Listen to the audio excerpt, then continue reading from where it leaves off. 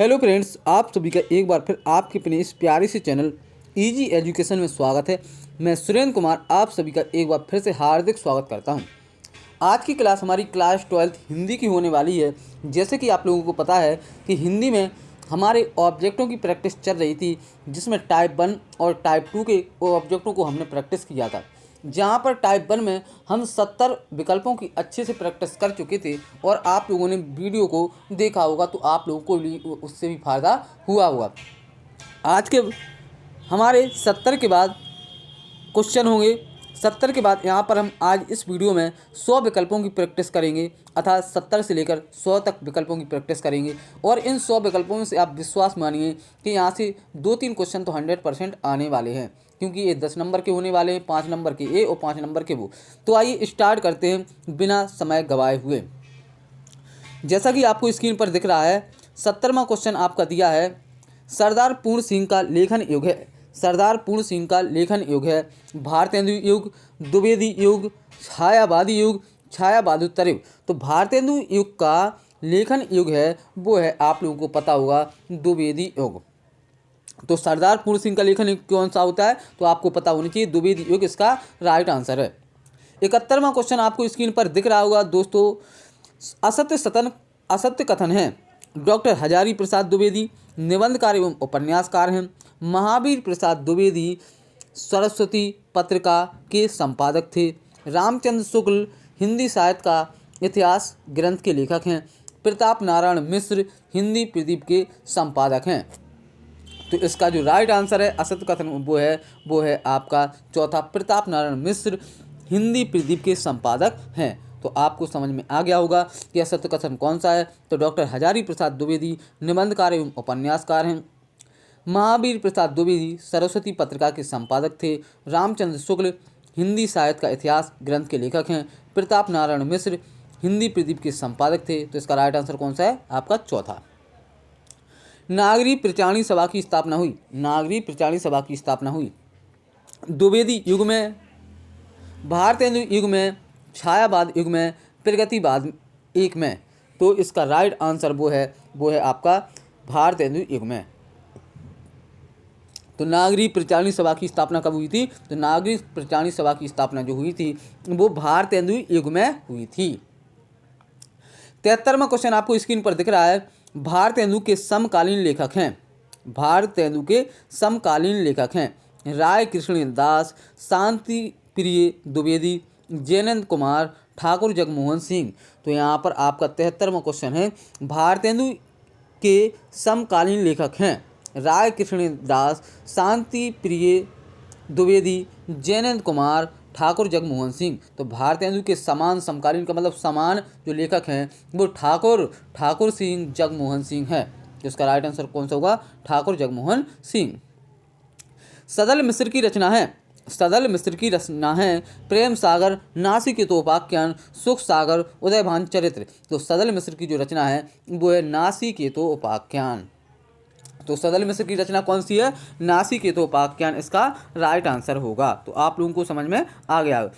75वां question दिया, भारतेंदु युग के लेखक हैं। भारतेंदु युग के लेखक हैं बालकृष्ण भट्ट, कन्हैयालाल मिश्र प्रभाकर, अध्यापक पूर्ण सिंह, डॉक्टर संपूर्णानंद। तो भारतेंदु युग के जो लेखक हैं वो हैं बालकृष्ण भट्ट। तो भारतेंदु युग के लेखक कौन से हैं, बालकृष्ण भट्ट। तो आपको समझ में आ गया होगा।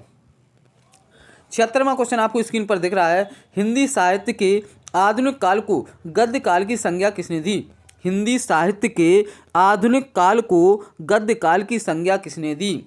भारतेंदु हरिश्चंद्र, महावीर प्रसाद द्विवेदी, आचार्य रामचंद्र शुक्ल, बाबू श्याम सुंदर दास। तो इसका राइट आंसर जो है वो है आचार्य रामचंद्र शुक्ल।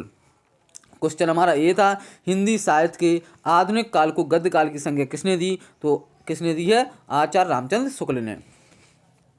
77वां क्वेश्चन आपको स्क्रीन पर दिख रहा है, भारत ने इसके उल्लेखनीय पत्रकार हैं। भारत ने किसके उल्लेखनीय पत्रकार हैं, बाबू गुलाब राय, बालकृष्ण भट्ट, रामचंद्र शुक्ल, गणेश शंकर विद्यार्थी। तो भारत ने इसके उल्लेखनीय पत्रकार कौन से हैं, तो आपको पता होना चाहिए बालकृष्ण भट्ट इसका राइट आंसर है। बाबू गुलाब राय नहीं है, रामचंद्र शुक्ल नहीं है, और गणेश शंकर विद्यार्थी नहीं है। तो इसका राइट आंसर कौन सा है? बालकृष्ण भट्ट। तो भारत ने इसके उल्लेखनीय पत्रकार कौन से हैं? बालकृष्ण भट्ट। तो आपको समझ में आ गया होगा।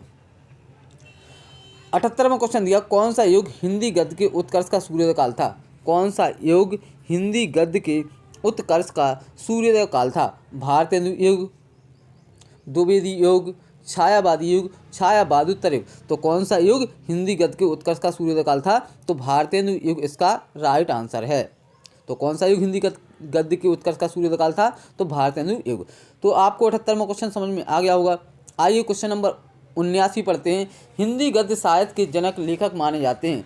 हिंदी साहित्य के जनक लेखक माने जाते हैं। आचार्य रामचंद्र शुक्ल, पंडित लल्लूलाल, भारतेंदु हरिश्चंद्र, ईसा अल्लाह खां। हमारा क्वेश्चन क्या है? हिंदी गद्य के साहित्य के लेखक या फिर जनक माने जाते हैं। तो आचार्य रामचंद्र शुक्ल माने जाते हैं क्या? पंडित लल्लूलाल माने जाते हैं क्या? भारतेंदु हरिश्चंद्र माने जाते हैं क्या? ईसा अल्लाह खां माने जाते हैं। आचार्य रामचंद्र शुक्ल नहीं माने जाते हैं, पंडित लल्लूलाल नहीं माने जाते हैं, ईसा अल्लाह खां नहीं माने जाते हैं। माने जाते हैं तो वो होते हैं आपके भारतेंदु हरिश्चंद्र। तो हिंदी गद्य साहित्य के जनक या लेखक माने जाते हैं कौन से? भारतेंदु हरिश्चंद्र। 80वां क्वेश्चन दिया, भारतेंदु युगीन गद्य की समय सीमा क्या है? भारतेंदु युगीन गद्य की समय सीमा क्या है? 1750 से 1850, 1850 से 1900 ईस्वी तक, 1900 से 1920 ईस्वी तक, 1920 से 1936 ईस्वी तक। तो इसका राइट आंसर है वो है 1850 से 1900 ईस्वी तक। तो भारतेंदु युग की गद्य समय सीमा क्या है? 1850 से 1900 ईस्वी तक। 81वां क्वेश्चन दिया है, भारतेंदु युग से पूर्व गद्य यहाँ पर सॉरी सुधार लेना, मिस्टेक हुई, यहाँ पर गद्य है, गद्य नहीं है, गद्य है यहाँ पर। तो क्वेश्चन हमारा क्या है? भारतेंदु युग के पूर्व गद्य के लेखक हैं मुंशी सदा शुक्लाल, रामचंद्र शुक्ला, बालकृष्ण भट्ट, महादेवी वर्मा। तो इसका राइट आंसर है मुंशी सदा शुक्लाल। रामचंद्र शुक्ल नहीं है, बालकृष्ण भट्ट नहीं है, महादेवी वर्मा नहीं है। तो भारतेंदु युग के पूर्व गद्य के लेखक कौन से हैं? मुंशी सदा शुक्लाल। 82वां क्वेश्चन आपको स्क्रीन पर दिख रहा है। प्रारंभिक गद्य लेखकों में दो राजाओं में से एक हैं। प्रारंभिक गद्य लेखकों में दो राजाओं में से एक हैं मुंशी सदा शुक्लाल, सदल मिश्र, शिव प्रसाद सितारेहिंद, लल्लूलाल। तो प्रारंभिक गद्य लेखकों में दो राजाओं में से एक हैं, वो हैं शिव प्रसाद सितारेहिंद। तो इसका राइट आंसर क्या होगा? शिव प्रसाद सितारेहिंद। क्वेश्चन हमारा क्या था? प्रारंभिक गद्य लेखकों में दो राजाओं में से एक हैं। तो मुंशी सदा शुक्लाल नहीं है, सदल मिश्र नहीं है, लल्लूलाल नहीं है। जो हैं तो हैं कौन से? शिव प्रसाद सितारेहिंद।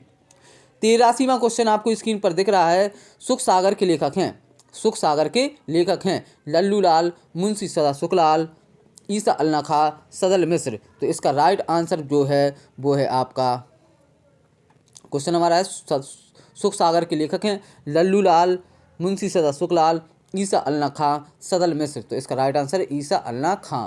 तो सुख सागर के लेखक कौन से हैं? तो सुख सागर के लेखक हैं वो हैं ईसा अल्लाह खां। तो इसका राइट आंसर कौन सा होगा? ईसा अल्लाह खां।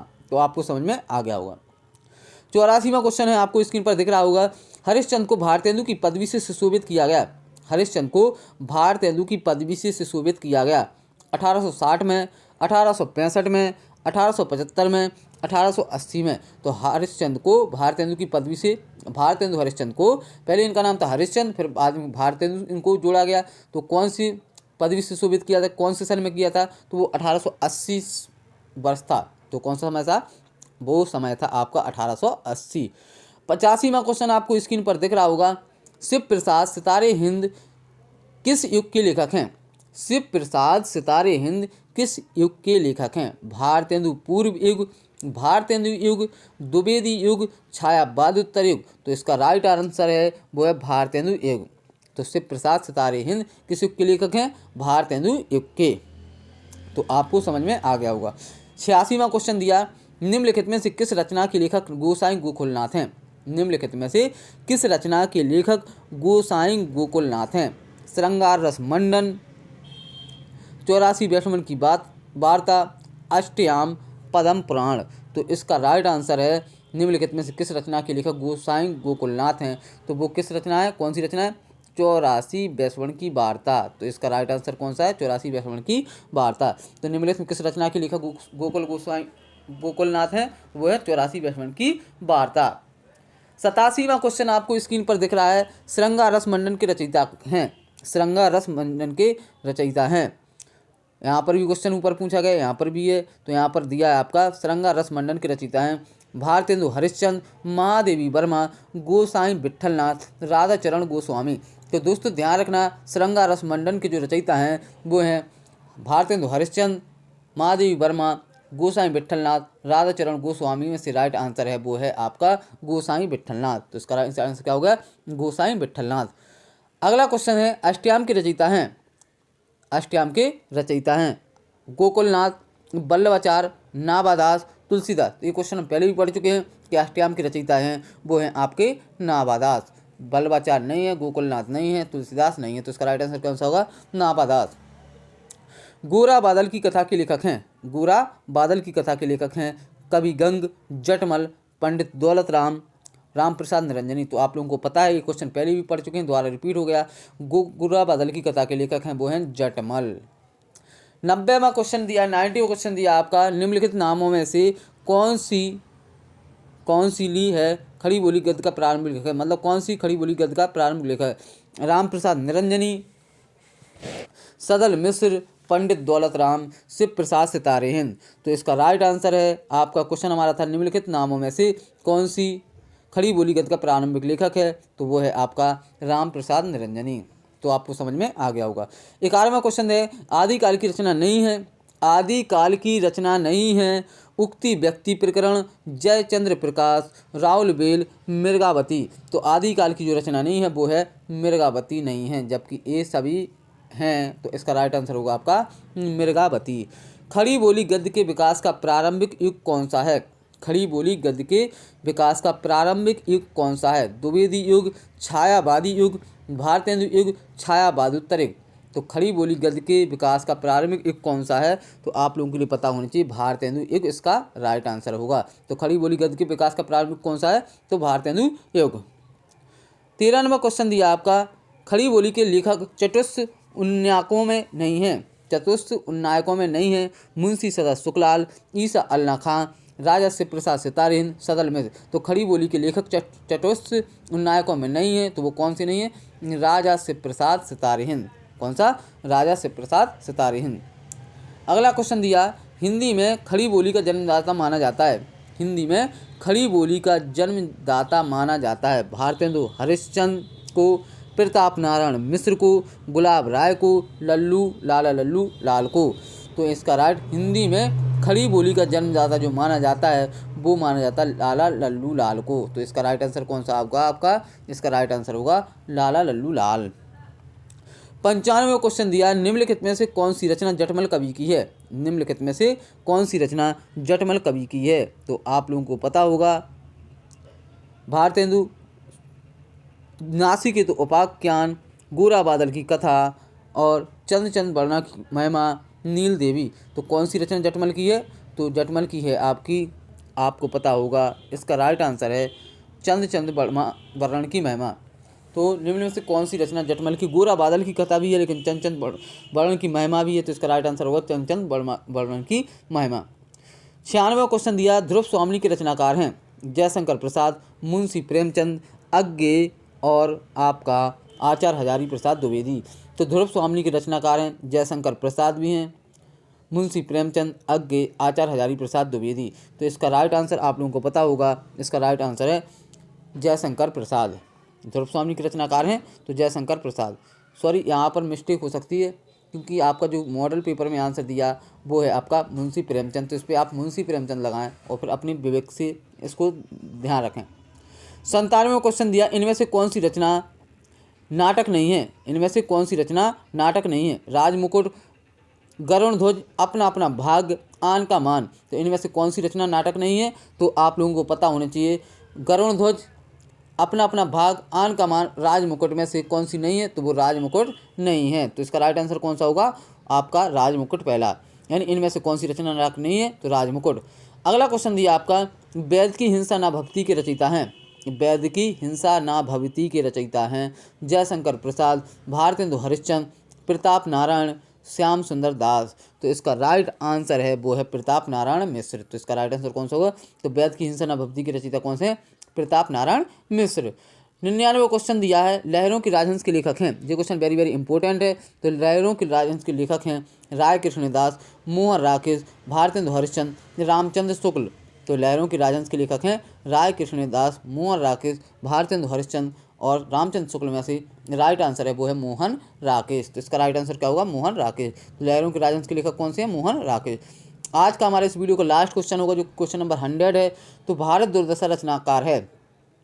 भारत दुर्दशा रचना है जयशंकर प्रसाद की, राम कुमार वर्मा की, भारतेंदु हरिश्चंद्र की, श्याम सुंदर दास की। तो इसका राइट आंसर होगा आपका राम कुमार वर्मा। तो भारत दुर्दशा के रचनाकार कौन से? राम कुमार वर्मा। तो दोस्तों इस प्रकार से हमारे 100 क्वेश्चन कंप्लीट हुए। अब टाइप 2 के भी हम 100 क्वेश्चन कंप्लीट करेंगे जल्द से जल्द। और आप इन वीडियो को ज़्यादा से ज़्यादा देखें तो जिससे पेपर में 10 नंबर आप अच्छे से कंप्लीट कर सकते हैं। तो अब मिलते हैं हम नेक्स्ट वीडियो में। टाइप 2 के जो क्वेश्चन होंगे उनको जल्दी से जल्दी खत्म करेंगे 100, और उसके बाद फिर नए क्वेश्चन के साथ हम मिलते हैं। तब तक के लिए नमस्कार। हो सके तो इस वीडियो को ज़्यादा से ज़्यादा शेयर कीजिए और हमारे चैनल को सब्सक्राइब कीजिए। Thank you very much.